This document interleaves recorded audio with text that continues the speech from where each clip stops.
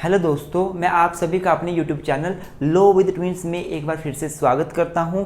और आज की इस वीडियो में हम इंडियन एविडेंस एक्ट 1872 को आगे बढ़ाएंगे, डेफिनेशंस को कवर करेंगे। और आज हम बहुत ही महत्वपूर्ण डेफिनेशन पढ़ने वाले हैं, वो है एविडेंस। एविडेंस क्या होते हैं, एविडेंस का मतलब, उसके टाइप्स, कैटेगराइजेशन, ये सारा अच्छे से डिस्कस करेंगे। तो आइए दोस्तों, आज की वीडियो शुरू करते हैं।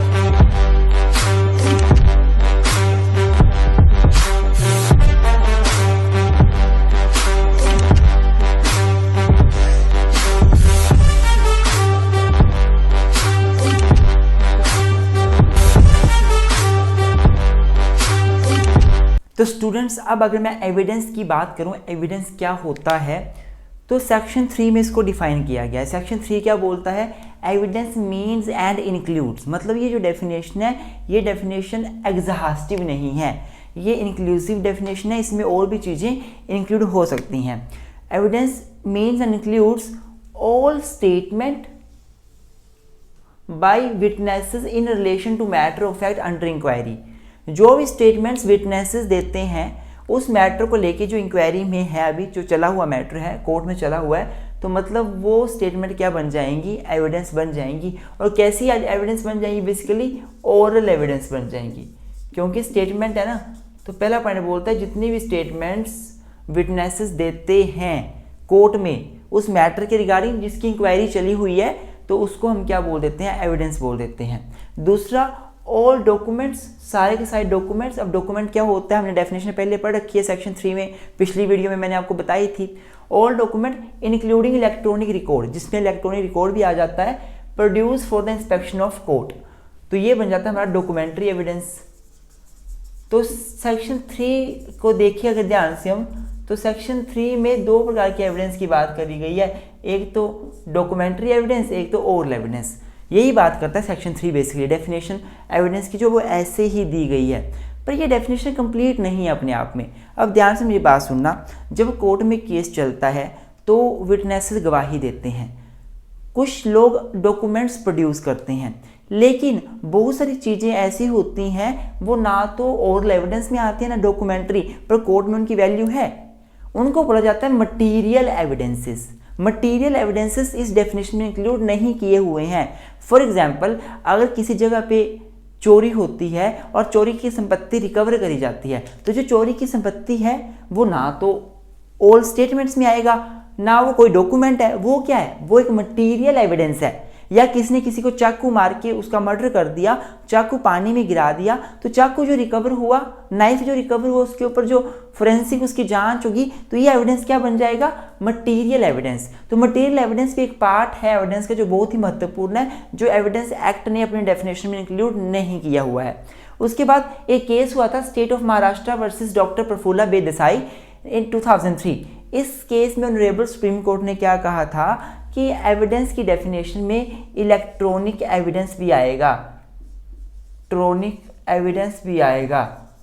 अर्थात जो इलेक्ट्रॉनिक एविडेंसेस होते हैं, वीडियो कॉन्फ्रेंसेस होती हैं, वो एविडेंस माने जाएंगे और वो डॉक्यूमेंट्री एविडेंस का पार्ट माने जाएंगे। ओरल और डॉक्यूमेंट्री में से डॉक्यूमेंट्री का पार्ट उसको माना जाएगा। अब स्टूडेंट्स, बहुत बार क्वेश्चन आ जाता है कि what are the types of evidence, evidence कितने टाइप्स के होते हैं। जनरली एविडेंस दो प्रकार के होते हैं, एक तो ओरल एविडेंस और दूसरा डॉक्यूमेंट्री। एक तो ओरल होता है, एक डॉक्यूमेंट्री होता है। जनरली ये है, हम अगर एविडेंस एक्ट की डेफिनेशन देखें तो ऑल स्टेटमेंट हमारी ओरल में आ जाएंगी और ऑल डॉक्यूमेंट्स हमारी डॉक्यूमेंट्री में। सेक्शन 3 के हिसाब से सही मायने में एविडेंस दो प्रकार के बनते हैं, एक ओरल एविडेंस जो स्टेटमेंट्स होती हैं विटनेसेस की, और दूसरे डॉक्यूमेंट्री एविडेंस जो कि डॉक्यूमेंट्स कोर्ट में प्रोड्यूस किए जाते हैं। लेकिन फर्दर हम इसको क्लासीफाई कर देंगे, ओरल एविडेंस प्राइमरी भी हो सकता है, सेकेंडरी भी हो सकता है। डॉक्यूमेंट्री एविडेंस प्राइमरी भी हो सकता है, सेकेंडरी भी हो सकता है।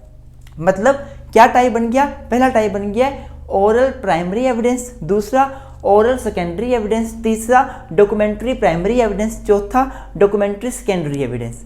ये चार प्रकार के हमारे पास जो हैं वो टाइप निकल के सामने आते हैं, किसके, एविडेंस के। तो सबसे पहले ओरल प्राइमरी एविडेंस, ओरल और प्राइमरी है। देखिए ध्यान से मेरी बात समझने की कोशिश करना। मैं एक एग्जाम्पल बताऊंगा आपको। महेश ने रमेश का मर्डर किया। महेश ने रमेश का मर्डर किया। और ये बात किसने देखी? राहुल है एक लड़का, यहाँ से अपने घर से खड़ा होकर उसने ये देख लिया कि महेश रमेश को स्टैब कर रहा है, चाकू से मार रहा है। यहाँ पर राहुल ने ये बात खुद देखी अपनी आंखों से और कोर्ट में आकर बोलता है कि सर ऐसे ऐसे महेश ने रमेश का मर्डर किया, मैंने देखा। तो ये क्या बन जाएगा? ये ओरल एविडेंस प्राइमरी बन जाएगा, ओरल एविडेंस प्राइमरी बन जाएगा। लेकिन वहीं पे राहुल जाके अपने फादर को बताता है कि फादर साहब आज मैंने देखा महेश ने रमेश को मार दिया, आज मैंने ऐसा देखा। और फादर साहब कोर्ट में जाकर बोलते हैं कि मेरे बेटे ने मुझे बताया था कि उसने महेश को रमेश का कत्ल करते हुए देखा। तो ये क्या बन जाएगा? Oral evidence. फादर ओरल बोल रहा है कोर्ट में जाकर, लेकिन सेकेंडरी है। तो बोलने का मतलब क्या हुआ? प्राइमरी एविडेंस का मतलब होता है, प्राइमरी ओरल एविडेंस का मतलब होता है उस व्यक्ति का एविडेंस जिसने अपनी सेंसेस से परसीव किया है उस एविडेंस को। और सेकेंडरी ओरल एविडेंस का मतलब होता है उस व्यक्ति का एविडेंस जिसने अपनी सेंसेस से परसीव नहीं किया है लेकिन उसने किसी से सुना है। इसको आप बोल सकते हो हियर से एविडेंस, सुना सुनाया एविडेंस। हियर से जब एविडेंस सुना सुनाया होता है, जो किसी से सुनकर आगे बताया जाता है, वो हियर से एविडेंस ओरल सेकेंडरी एविडेंस बन जाता है। आई होप आपको समझ आ गया होगा। वहीं पे डॉक्यूमेंट्री एविडेंस की बात की जाए, प्राइमरी डॉक्यूमेंट्री। प्राइमरी डॉक्यूमेंट्री का मतलब होता है एक डॉक्यूमेंट जो खुद आप कोर्ट में प्रोड्यूस कर रहे हो, वही document, original document, original copy. जब कोई डॉक्यूमेंट है डिस्प्यूट में और आपने उसकी ओरिजिनल कॉपी कोर्ट में प्रोड्यूस कर दी, वो डॉक्यूमेंट्री प्राइमरी एविडेंस बन गया। मान लो आपके पास कॉपी उसकी है ही नहीं, आपके पास फोटो स्टेट पड़ी हुई है, फिर क्या करेंगे?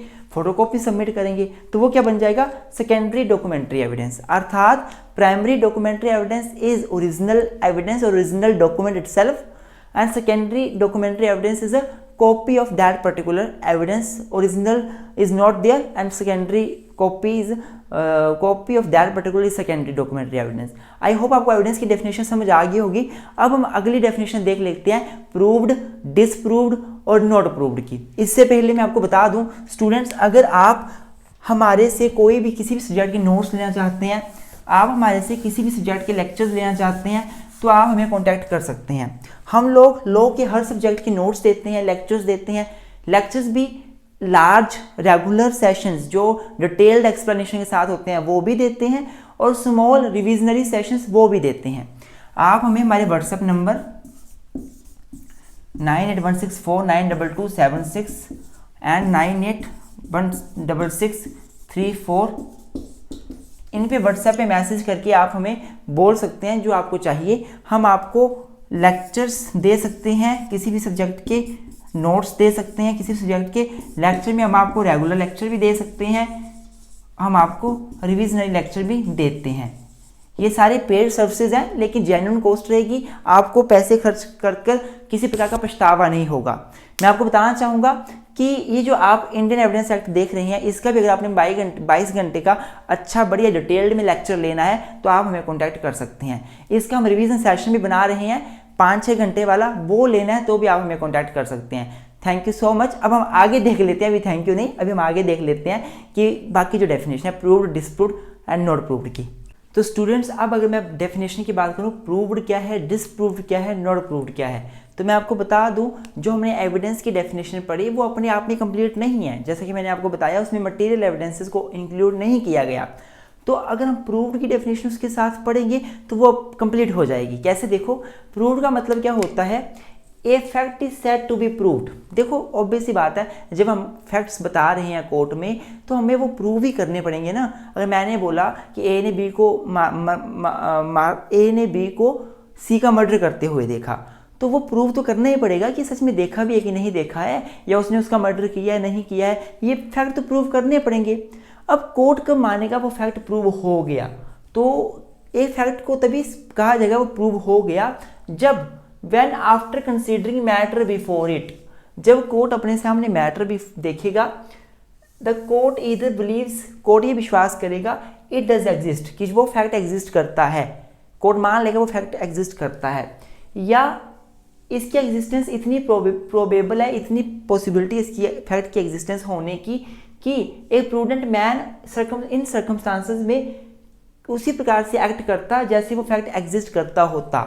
बोलने का मतलब क्या हुआ कि कोर्ट के पास जब मैटर आएगा, अब मैटर यहाँ वर्ड यूज़ किया गया, यहाँ पे एविडेंसेस वर्ड यूज़ नहीं किया हुआ।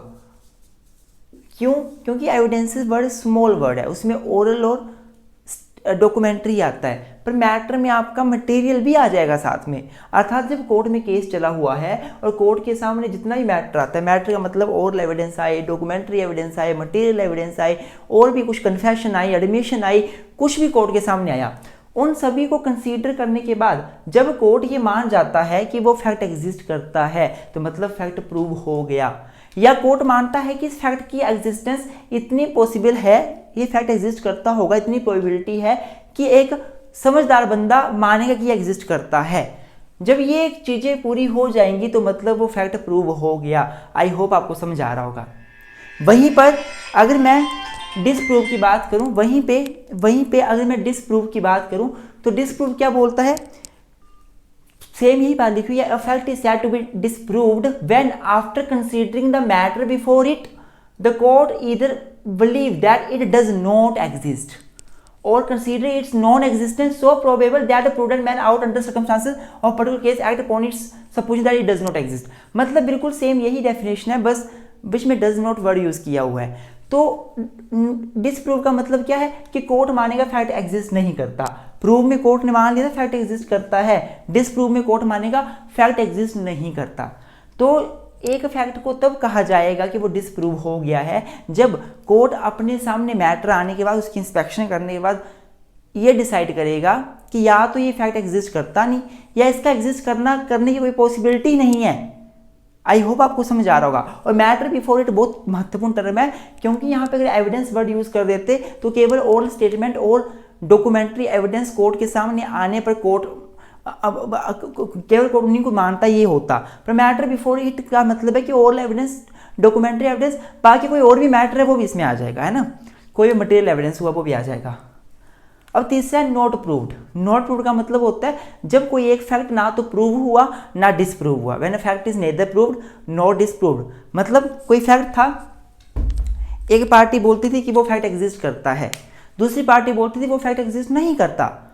तो एक पार्टी बोलती है एग्जिस्ट करता है, वो एविडेंस देती है पर कोर्ट नहीं मानता, मतलब वो प्रूव नहीं कर पाई उस फैक्ट को कि वो एग्जिस्ट करता है। दूसरा पार्टी बोलती है वो एग्जिस्ट नहीं करता, तो वो भी प्रूव नहीं कर पाई कि एग्जिस्ट नहीं करता है। एक बीच में लटक गया सिस्टम, ना तो एक तरफ गया कि प्रूव हो गया फैक्ट, ना दूसरी तरफ की डिसप्रूव हो गया। तो ऐसे केस में फैक्ट नॉट प्रूव्ड माना जाएगा। आई होप मेरे दोस्तों आपको आज का लेक्चर अच्छा लगा होगा। लेक्चर अच्छा लगे लाइक जरूर करें, चैनल पर नए हो सब्सक्राइब करके जरूर जाएं। Thank you so much, keep supporting us.